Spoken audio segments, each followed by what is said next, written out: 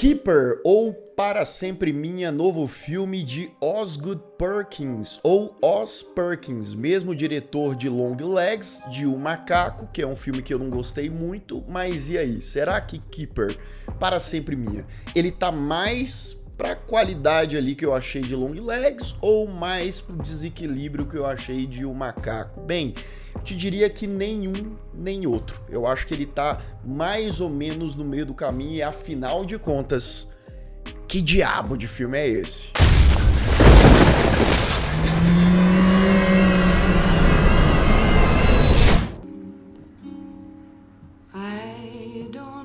Sejam todos muito bem-vindos a mais um Refúgio Cult, meus amigos. Hoje pra gente falar sobre Keeper, que aqui pro Brasil veio Para Sempre Minha, que era um filme que ia chegar no cinema aqui esse ano, passaram pro início do ano que vem, e é um filme que é o terceiro filme do Osgood Perkins em um período aí de mais ou menos 2 anos. O homem tá trabalhando, ele tá lançando muita coisa.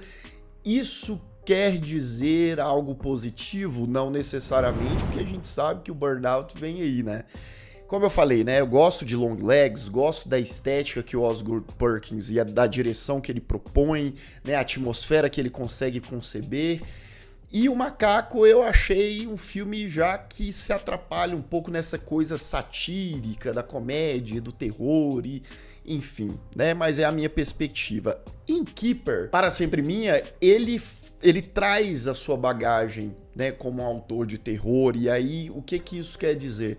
Né, tem toda a estética, tem toda ali, né, os maneirismos do diretor, mas também tem um descompasso narrativo e conceitual que a gente vai falar já já. Na premissa, você segue Liz e Malcolm. Eles são namorados, estão se relacionando ali por cerca de 1 ano, né? Tranquilo, sabe? Sabe uma vibe ali meio Ruivani? Esse filme parece uns normais de terror. Sabe também aquele Anticristo do Lars von Trier, né? Que tem o Willem Dafoe, Charlotte Gainsbourg. Pois é uma mistura de os normais com Anticristo e, né, com a vibezinha ali longlegiana, longlegsana. Mas aqui a gente não tem um long legs, não, aqui a gente tem um long neck, porque tem algo do terror que tem um pescoção grande. Eu tô divagando demais, mas vamos lá. Os dois, eles vão para uma casa isolada, claro, óbvio, no meio da floresta, passar alguns dias tomando aquele vinhozinho, né, comendo ali, se amando e coisa e tal. Porém, adivinha só, coisas estranhas vão acontecer.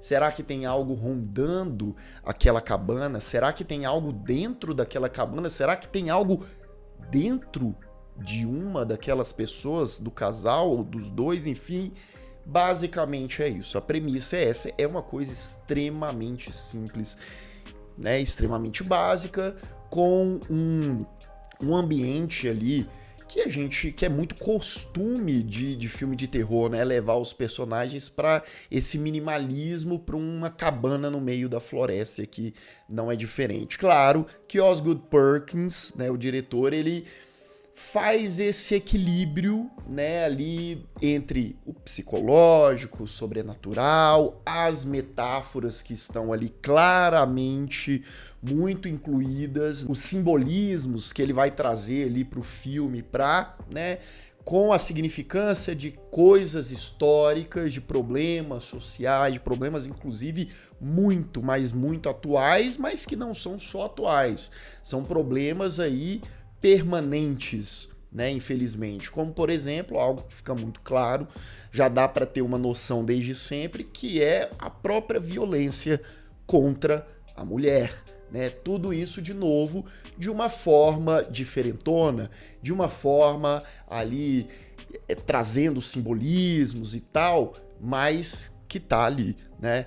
Isso, e unido, né, com a identidade do diretor. Qual que é a identidade do diretor, né? São aquelas cenas estáticas, às vezes com ângulos, ou muitas vezes com ângulos irregulares, aqueles zooms ali que ele vai se aproximando. O Osgood Perkins, ele gosta disso, e eu não tô nem falando que isso é algo ruim, não. Eu acho que em algumas ou até várias cenas, vários momentos, né, evoca aquela tensão, aquela coisa da estranheza. Tem vários momentos bizarros, vários momentos estranhos nesse filme que eu acho que, para o gênero do terror, consegue criar ali os momentos mais bizarrinhos, sim. Porém, estamos falando de um filme que eu acho que ele sofre daquilo que de vez em quando a gente fala. A embalagem é belíssima, o visual, aquela coisa azulada, fria, sabe? Aquele senso de isolamento, ele tá por ali,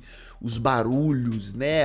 O design de som do filme é interessante porque ele vai entregando ali algumas coisas que vão crescendo para essa atmosfera do bizarro, porém, de novo, é como se a gente tivesse ali na premissa, na base do filme, é algo muito simples, que o filme ele vai tentando ser conceitão demais, ele vai tentando florear demais algo que é muito sintetizado, que é muito, né? E não há problema em você criar conceito, você criar base, você ter ali mesmo diante de algo que parece uma ponta de iceberg que vai crescendo, gostamos disso.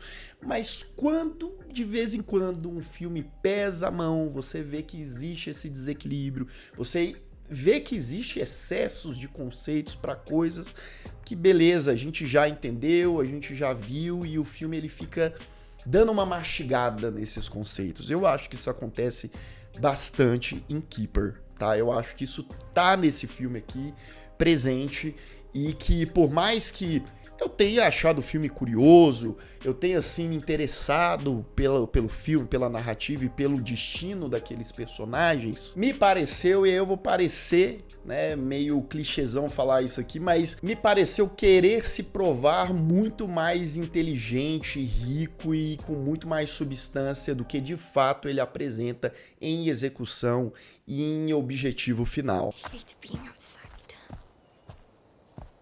O elenco, muito enxugado, né? Vão aparecendo pessoas ali, coisa e tal, povo esquisito. Mas eu gosto da dinâmica de casal do Rossif Sutherland, que faz o Malcolm, e da Tatiana Maslany, que faz a Liz, tá? Eu acho que existe uma certa estranheza nesse casal, sabe? Eles têm uma coisa natural entre eles conseguem se entender até certo nível, mas tem algo nebuloso, e isso é interessante, isso também é muito mérito dos atores, principalmente de Tatiana, que faz Liz, que tá muito bem, tá? Eu acho que ela dá uma elevada no filme, ela entrega uma certa complexidade, ela traz ali, tem umas camadinhas na personagem dela que vão se revelando no decorrer da trama, por mais lentinha que ela possa parecer, porque sim, o filme ele segue total uma vibe mais contemplativa e paciente, né, ao desenrolar essa história, os seus segredos, o seu mistério e o seu terror. E eu fiquei pensando bastante no filme depois que ele acabou, isso é sempre bom, porque não existe nada pior do que você terminar um filme e não lembrar dele, ou não ficar pensando o que será que o diretor quis dizer com aquilo, Então é legal, até para base de discussão, até para eu trazer aqui para vocês, para a gente estar debatendo isso. E como eu disse, por trazer questões históricas do passado e atuais sobre violência, sobre relacionamento, sobre confiança, sobre amor. O que será que é o amor, né? Quando uma pessoa diz que ama a outra, tem coisas que ela vai fazer, o que ela é capaz de fazer, que são coerentes com esse amor? Será que a gente, como sociedade, como ser humano, a gente entende o que é essa palavra amor, ou ela tem vários direcionamentos, sabe? Vários significados diferentes. Então, isso flutua pelo filme, isso tá aqui e ali, isso vez ou outra é transformado em terror, mas a maneira que o filme materializa isso nem sempre é algo realmente ali que como filme funciona, e me parece muito mais uma questão de querer enfeitar aquele bolo. Tem uma questão inclusive com bolo de chocolate com esse filme que eu vou comentar já já, mas é muito mais para enfeitar aquele bolo do que realmente para trazer significado ou debate ou discorrer melhor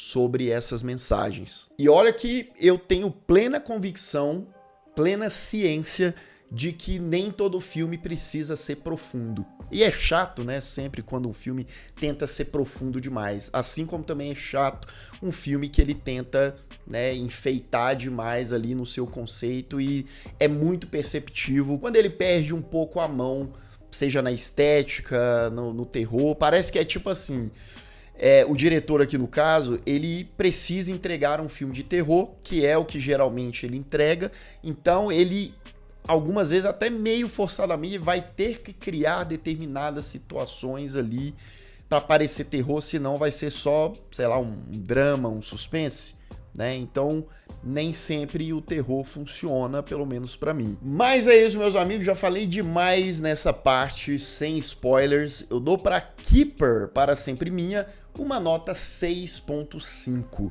É interessante como ele consegue, para mim, ao mesmo tempo, ser um filme interessante, eu consegui enxergar ali, né, as mensagens, mas ao mesmo tempo ele perdeu um pouco a mão em como ele vai trabalhar essas questões e enfatizar coisas ali. E me lembra, inclusive, só para vocês terem uma ideia, quem assistiu aquele Goat, né, aquele Him, que é um filme que ele vai muito por esse lado, né? Ele tem várias mensagens ali, tem vários simbolismos no decorrer do filme, mas é isso, a questão estética do filme, estilística do filme, sufoca demais o seu conteúdo, o seu material. E eu acho que os filmes, pra mim, a experiência que eu tive com Keeper e com Goat são quase equivalentes nesse sentido e não conseguem ir muito além do visual. Atenção! Aviso de spoiler. A partir de agora, continue por sua conta e risco. Bem, o filme ele se centra em Liz e Malcolm, mas para além desses dois personagens, naquela cabana no meio da floresta, temos, por exemplo, a cena de introdução com recorte com várias mulheres em épocas diferentes sendo observadas por alguém, provavelmente o seu amante, e algo violento se sucede, né? O filme não literalmente mostra essas coisas, essas mortes, mas digamos que um momento mais contemplativo dessas moças ali, mais sensível, se transforma em algo brutal, né?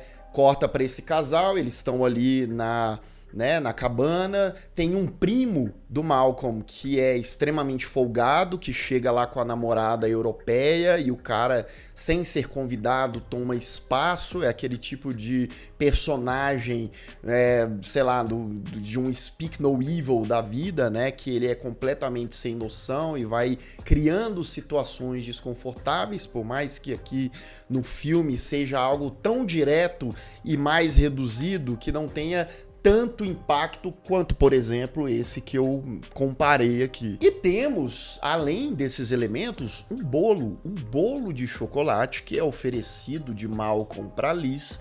Ela fala, cara, eu nem gosto de bolo de chocolate. Ele fala, nossa, mas deve estar tão bom, a caseira daqui faz esse bolo e tal. E ele, né, insiste ali, ela come esse bolo mesmo não gostando, ela fala, tem gosto de merda. Né, e você fala, né, é aquela coisa que às vezes a gente faz para agradar mesmo, né, engolindo algo que a gente não quer engolir, né, mas para ele parecia ser importante, né, ela comer esse bolo. De madrugada ela levanta e vai comer bem mais desse bolo, inclusive. E nesses pequenos detalhes, o diretor ele vai trazendo essa estranheza, essa coisa macabra. Aparentemente tem algo sobrenatural rondando. A gente vê que a namorada do primo maluco que tá numa outra casa ali, ela amanheceu, saiu pela floresta e, ao que tudo indica, uma criatura, uma entidade devorou essa mulher. Então, aparentemente, temos algo totalmente sobrenatural acontecendo ali pelaquela floresta. E nisso tem os desavenças, os conflitos entre Malcolm e Liz, né? Por exemplo, ele é médico, então ele sai para resolver um negócio, ela fica lá sozinha, ela vai conversar com uma amiga, a amiga dela fica botando lenha na fogueira falando assim, ó, esse cara é casado, você tá sendo amante, coisa e tal. O primo do Malcolm chega querendo entrar, e aí fica aquele climão, e ela com medo se tranca no banheiro achando que o cara vai fazer alguma coisa, e ele realmente pega uma espécie de facão o negócio lá e parece não estar tão bem intencionado, até que ele também é atacado por essa que parece ser uma entidade. E a partir disso, mais gradualmente, a Liz, que é a verdadeira protagonista do filme, ela vai presenciando, né, visões diferentes, como uma figura que parece uma velha com um saco na cabeça, e tem a pescoçuda, né, do pescoção, é a longinecas, né, aqui, que esse pescoço vai crescendo e coisa e tal, e ela não vai entendendo nada e se apavorando cada vez mais, e ela não tem como sair dali, ela liga pra amiga pra buscar ela, mas obviamente o sinal da ligação falha. Malcolm volta, Liz tá assustada, fala, eu quero ir embora, não sei o que, bababá, só que ele acalma ela, eles tomam um vinhozinho, parece que tá tudo tranquilo, tudo bem. Ele até fala que a paciente dele morreu, a Liz se sente meio mal, ela vai no banheiro, acha uma foto do Malcolm com uma mulher e 2 crianças, deixando a entender que ele era sim casado, só que parecia uma foto antiga, né, uma foto de décadas atrás. Ela se assusta, ele abre a porta do banheiro e Malcolm, de uma maneira gentil, sempre muito paciente, com uma voz grossa, porém mansa, né, ele vai contando, o que vai acontecer aqui, a partir de agora, é um ato de amor. E aí ele vai contar que há mais de 200 anos, ou seja, né, cara, ele e o primo dele eram crianças, acharam uma mulher que era uma mulher com poderes sobrenaturais, uma entidade, algo do tipo. Eles matam essa mulher porque estava no terreno deles, isso eles pré-adolescentes ali, né?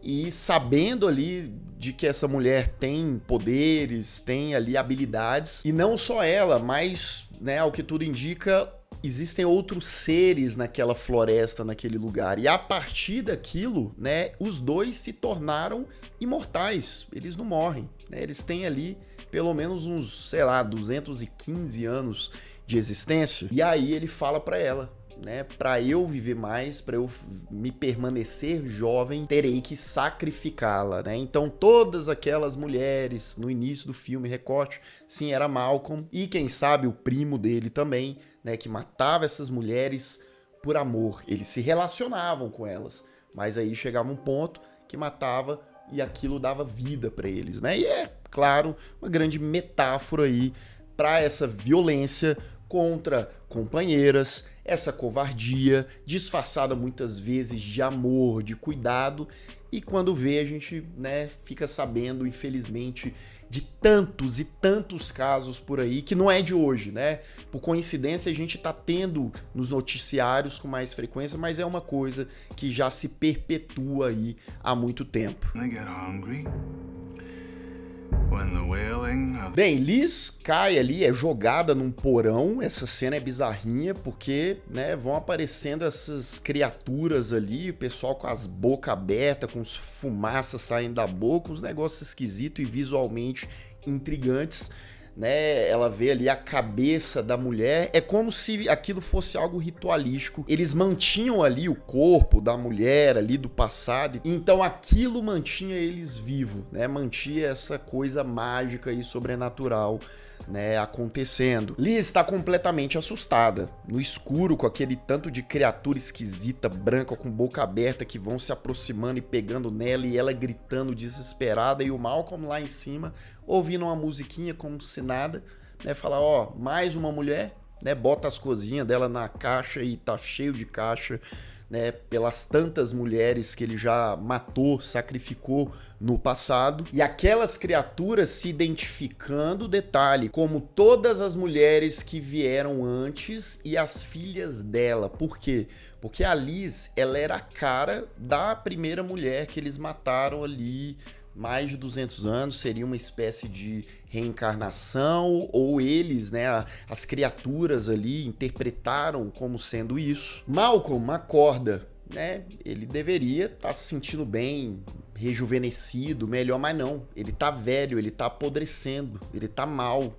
Então Liz sobreviveu, Liz, né, não foi sacrificada. O velho Malcolm agora, né, mais pra lá do que pra cá, é pendurado pela Liz. As criaturas, né, mantiveram ela viva, né, ela também tá com o olho preto ali, como se tivesse agora pelo domínio. Agora ela tava, lá, pau a pau junto com as entidades mágicas, alimenta o Malcolm com um bolo, né, forçando ele ali a comer o bolo, e esse bolo, ele representa, assim, de bate-pronto, né, porque ele aparece algumas vezes, ele é citado várias vezes, ele é o mata-leão ali que o Malcolm usou, né, pra Liz, pra dopar, pra fazer as coisas com ela e tal, era pra ela ter ficado desacordada e coisa e tal, mas é muito um simbolismo ali dele ter tentado ser gentil com ela, porque é isso, né, muitas vezes a primeira impressão é que o cara é maravilhoso, tudo e tal, mas e o depois, e o pós, como vai ser mantido isso?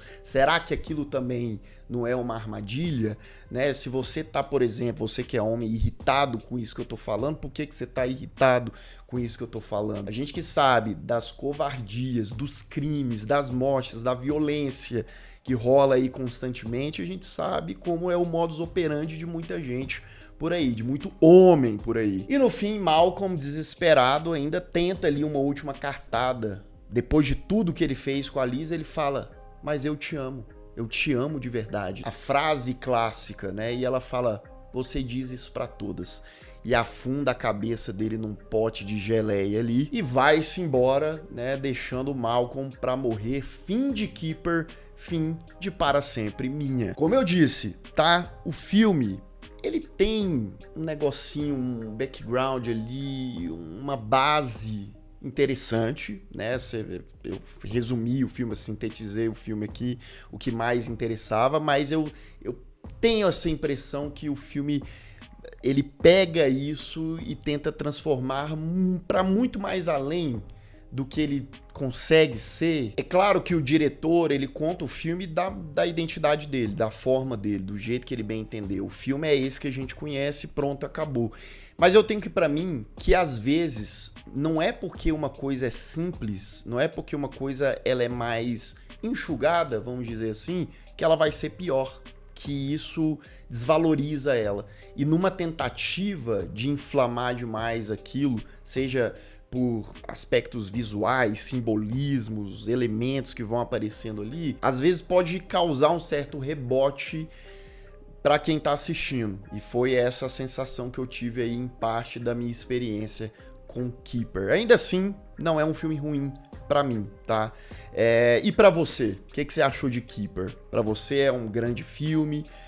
É porque é aquilo, né? O diretor, ele já tem a marca dele, ele tem esse estilo, e pra mim me confunde um pouco, porque, por exemplo, eu gosto muito de alguns filmes dele, mas outros como esse e o Macaco eu acho fraquinho mesmo, tá? Esse aqui eu, pelo menos, tive uma experiência um pouco melhor, tá? Mas vamos ver. Não vou deixar de estar curioso para os próximos filmes do Osgood Perkins, não. E se você ainda não é inscrito aqui no canal, se inscreva aqui embaixo, clique no sininho para receber todas as notificações, deixe o seu like, que ajuda muito o Refúgio Cult também, se torne membro do canal, claro, se você quiser, se você puder, se você quiser participar das nossas lives exclusivas maravilhosas, ter acesso antecipado a vídeos, entre outros benefícios também, aqui no link na descrição. E eu vou ficando por aqui. Caso você tenha perdido os últimos vídeos do canal, ó, estão aparecendo bem aqui do meu lado, é só clicar e assistir caso o YouTube não tenha te mandado. Um grande abraço e até mais.